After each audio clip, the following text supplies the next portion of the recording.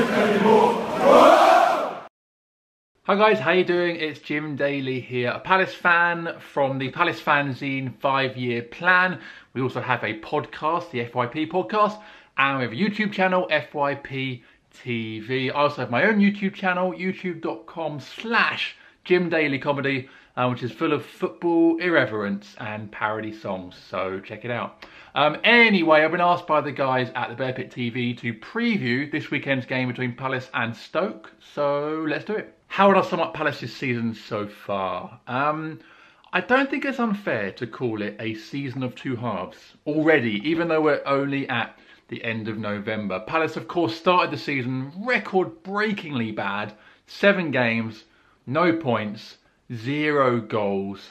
But in the last 5 games, we've started to see the Palace that I think a lot of people would have expected to see this season.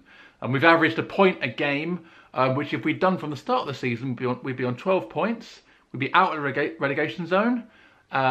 We'd probably still be a bit disappointed with how it had gone, but it certainly wouldn't be as bad as it is at the moment. So it's been a mixed season already for Palace, and you know, Palace seem to like to put us through the mill as fans, and they've done that already this season. But there's a long way to go, and the signs recently have been pretty good. What are my hopes for the rest of the season? That Palace stay up, really. That's what it's boiled down to already. That's what it boiled down to about 4 games in, when De Boer was sacked. Obviously, we went into the season, as we have done for the past 3 or 4 years, hoping that Palace are going to build on the previous season, and we've had some okay finishes, and maybe do a push for top 10. You know, the crazier fans amongst us wanted to push for Europa League, and that clearly was going a bit too far. But now we're back in a relegation battle, so the aim for the rest of the season is to stay up, and we only have 5 points, so it is going to be a tall order. Only one team ever has survived with 5 points from this current position, and that was Everton back in, I don't know, 98 or 97 or something. So it's going to be a tall order, but the bookies don't have us favourites to go down. Swansea actually are favourites to go down, which shows you that there is a bit of belief out there that Palace can turn this around. We have a history of doing it. We've done it so many times now. History is on our side. But this is probably going to be the toughest way of doing it that we've had in the last couple of years since getting promoted. So that's what I hope will happen. I think it can happen, but it's going to be a tall order. We have Tony Pulis in common. What are my thoughts on him getting sacked by West Brom? I don't know what you guys think about Tony Pulis, but he is definitely public enemy #1 at Palace. And not for his form as manager, because he actually gave us some of our happier times as fans in the last couple of years since being promoted. We were struggling when he came in November 2013, and he turned us around and took us to an 11th place finish in the top flight, which at the time was our highest ever Premier League finish. And he got us playing pragmatic, organised football. It wasn't always pretty, but it got the job done, and we had some great results, including, of course, that 3-goal comeback against Liverpool, which no Palace fan will ever forget. So on the pitch, he did a good job for us and left us with good memories, but unfortunately he sullied those with his actions off the pitch, which it's been proven in a court of law since that he wrongfully tried to trick Palace out of a bonus of £2 million, which he has been ordered to pay back. That very much soiled his reputation with Palace fans. And the last time we played West Brom, Palace fans were singing, "Oh, Tony Pulis, we will take your house."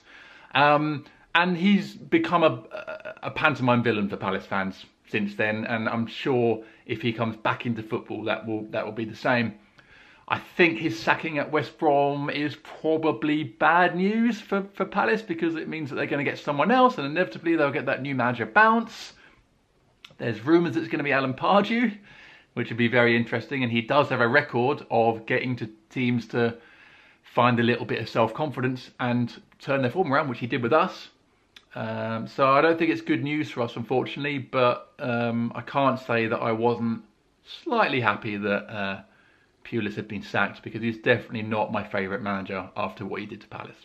Which Palace players will cause Stoke the most problems? Wilfried Zaha would definitely be, I'd say, the man to watch out for. He's on form. He's got 3 goals in his last 4 games. He's very much our talisman. Every season he gets better and better. He's grown into this real star for us. He's getting goals. Everyone's saying that he had no end product. Well, he's getting goals now. He got assists last season. He's won Player of the Year for us 2 years in a row. Probably going to win it again this season. He's very, very talented. And he's a real problem for any team, you know, not just teams down around us at the bottom. You know, he was instrumental in beating Chelsea a couple of weeks ago. On his day, I think he's one of the best players in the Premier League, and I am worried about him leaving in January, maybe in the summer, but that's another story. So you have to watch out for Wilf, but on the other wing, you've got Andros Townsend, who is more of a sort of pragmatic player, I guess, but he gets the job done. He's not as flashy as Wilf, but he will put a shift in. Obviously, there's Benteke up top if he plays. He only came back from an 8-week layoff last week off the bench for the last 15 minutes and wasn't that good, looked very rusty, missed a good opportunity. So we're not sure if he will start at the weekend. If he does, though, you know, he's a big lad. But then you do have some big lads in your defence at the moment who I'm sure can deal with him. So that'll be an interesting battle. And really, those are the guys that will cause you the most problems. Oh, there is Ruben Loftus-Cheek as well, who got on loan from Chelsea, who's been very good for us this season. He's got his England call up to the senior team. Looked brilliant on his debut, didn't he, against Germany. Very talented player who on his day can cause a lot of problems. Unfortunately, he's been playing out on the right for us recently, which he gets lost a bit. But when he comes in the middle, which he has done in some games, he can really cause problems. So I'd say Wilf and Loftus-Cheek are the 2 players you've, on current form, really got to look out for. And finally, score prediction. Well, historically, Palace do very well in this fixture. We haven't lost to Stoke at home since 2007. That's a whole decade. And in fact, the last 3 times you've come to Selhurst, we have beaten you. So the form book would suggest a Palace win. But of course, whenever I look at stats like that, I always think, well, that run has to end at some point. And now I've noticed that kind of that form against Stoke. It will probably happen on Saturday.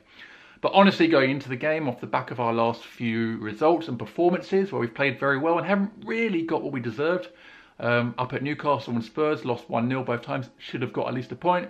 And at home to West Ham and Everton, definitely should have got 3 points.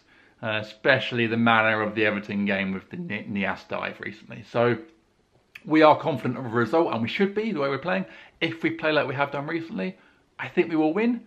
But having said that, you know, Stoke are the sort of team that could easily come to Selhurst, shut up shop, be very hard to break down, and have the quality to hit us on the counter with some of the players you've got. So I'm going to say 2-1 Palace, but I wouldn't be surprised if it was a 1-1 draw or 2-2 draw, which is what we've had last 2 home games.